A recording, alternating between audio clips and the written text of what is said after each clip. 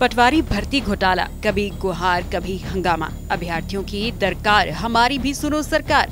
पटवारी भर्ती परीक्षा में गड़बड़ी से बड़ी परेशानी, अभ्यर्थी लगा रहे गुहार, सुनिए सरकार।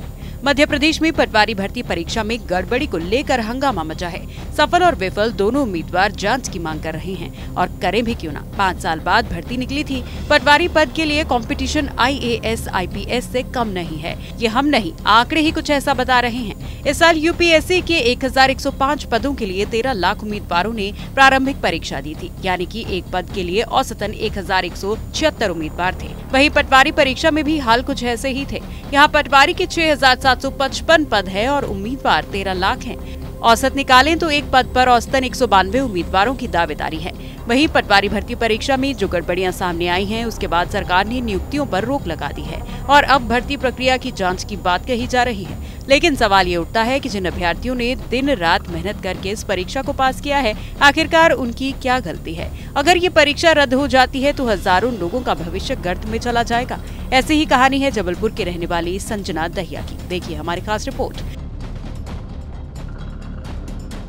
ये है संजना दहिया।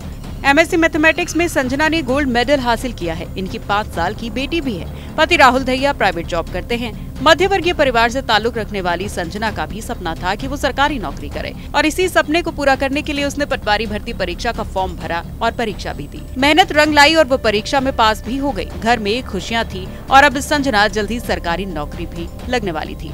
लेकिन उनकी खुशियों को उस समय ग्रहण लग गया जब सरकार ने पटवारी भर्ती में रोक लगा दी। अभ्यर्थियों का बस इतना कहना है कि अगर भर्ती परीक्षा में गड़बड़ी हुई है तो सरकार जांच जरूर करे, लेकिन उन अभ्यर्थियों को नियुक्ति दे जिन्होंने पूरी ईमानदारी के साथ पटवारी परीक्षा को पास किया है। और ये एक मौका था, मैंने उन्हें छोटी सी खुशी देना चाहा कि मेरा ADO की पोस्ट पे सिलेक्शन हो गया है और घर में खुशियां छा गई थी सर। लेकिन 2 दिन बाद हमें ये पता चलता है कि कहाँ से ये न्यूज़ आई, हमें भी नहीं पता। हम तो मेहनती विद्यार्थी हैं, ईमानदारी से पढ़ के ये परीक्षा दी है हम लोगों ने, और कि रोक लग जाती है। CM मामा हमारे कहते हैं कि रोक लगा देते हैं। तो हमें ये सुन के हम बहुत निराश हुए। हमारा पूरा परिवार मतलब सदमे में चला गया कि एक मौका मिला और सबको ये मौके नहीं मिल पाते बार-बार। अभी मुझे ही कोई बोल देगा कि दोबारा से ये पेपर दे दो, मैं दे लूँगी और उसके आस-पास नंबर भी नहीं आऊँगी। ये मुझे खुद पर भरोसा है। लेकिन कई बार सर, जैसे कि मेरी एक छोटी बच्ची है 5 साल की, तो मैं उसके साथ भी कहीं न कहीं मुझे ऐसा लगता है अन्याय करती हूँ, उसे समय नहीं देती हूँ।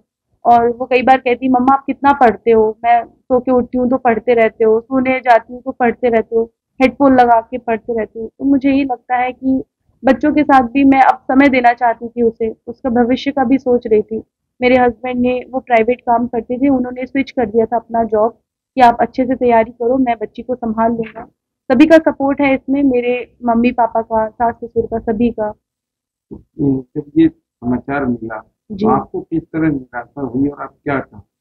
सर हमारा तो, हमें ऐसा लगा जैसे अंधकारमय ही छा गया है कि अब हम क्या करें? अगर मेहनती बच्चे मेहनत कर रहे हैं, 4-5 साल से तपस्या कर रहे हैं और सक्सेस भी हासिल कर रहे हैं, और कुछ लोग सिर्फ संदेह के घेरे में हमें लेकर हमारी नियुक्तियों पर रोक लगा दे रहे हैं, तो इसमें हमें निराशा नहीं होगी तो और क्या होगा सर? हमें बहुत निराशा हुई। जी सर। क्या चाहते हो? सर चाहते हैं हम ये, जैसा कि सभी हमारे जो बच्चे हैं जिनके मन में संदेह है कि अगर कहीं कुछ गलत हुआ है तो उसकी जांच हो, हम भी चाहते हैं, पूरा सपोर्ट करते हैं, लेकिन जांच जल्द से जल्द। क्योंकि अगर न्याय में देरी भी एक प्रकार का अन्याय ही होता है, तो वो अन्याय हमारे साथ नहीं होना चाहिए सर। कि जो नियुक्तियां है उसे भी आप जांच करते रहिए, हमें भी नियुक्ति दे दीजिए, और डॉक्यूमेंट वेरिफिकेशन में जो गलत होगा वो तो वैसे भी बाहर हो जाएगा और वेटिंग क्लियर होगी। जिन बच्चों का 2-5 पॉइंट से रह गया वो वैसे भी अंदर आ जाएंगे, और जो गलत है उन्हें कड़ी से कड़ी सजा होनी चाहिए। और अगर जो ईमानदारी से बच्चे चयनित हुए हैं उन्हें जल्द से जल्द नियुक्ति देनी चाहिए। संजना ने बताया कि पटवारी भर्ती परीक्षा की तैयारी के लिए उसे समय नहीं मिल पा रहा था, तो उसके पति ने अपना प्राइवेट जॉब छोड़कर पढ़ाई में उसकी मदद की और दिन रात की कड़ी मेहनत और पूरे परिवार के कठिन परिश्रम के बाद परीक्षा में सफलता हासिल की थी। लेकिन अब एक बार फिर से उनके हाथ निराशा लगी है। वहीं संजना के पति राहुल का कहना है कि सरकार ने भर्ती प्रक्रिया पर रोक लगाने के कारण पूरे परिवार में निराशा का माहौल है। बहुत मेहनत करने के बाद संजना को ये मुकाम हासिल हुआ था।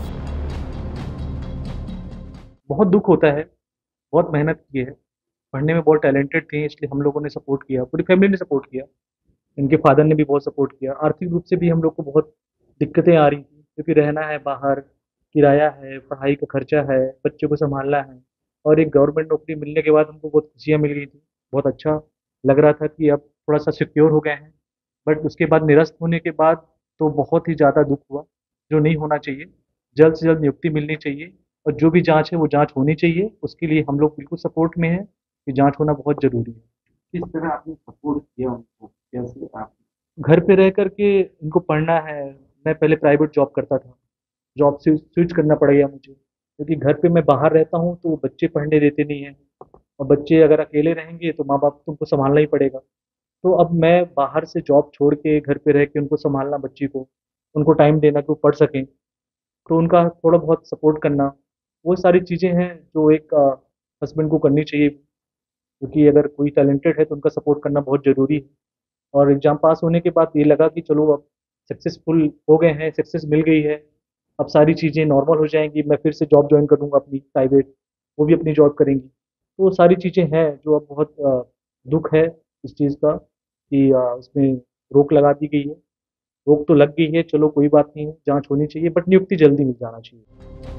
संजना ने मुख्यमंत्री शिवराज सिंह चौहान को मामा कहते हुए कहा कि हमें अपने मामा से पूरी उम्मीद है कि वो उन्हें नियुक्तियां जरूर देंगे, क्योंकि अगर इस भर्ती प्रक्रिया पर रोक लग जाती है तो संजना जैसे हजारों युवाओं के भविष्य खतरे में पड़ जाएंगे, क्योंकि हजारों ऐसे अभ्यर्थी हैं जिनके सामने आगे चलकर उम्र और आर्थिक स्थिति आड़े आएगी। तो वहीं संजना के पति ने सरकार से गुहार लगाई है कि पूरी परीक्षा की जाँच जरूर हो, लेकिन कम से कम जिन्होंने ईमानदारी से पढ़ाई करके परीक्षा पास की है उन्हें नियुक्तियाँ दी जाएं।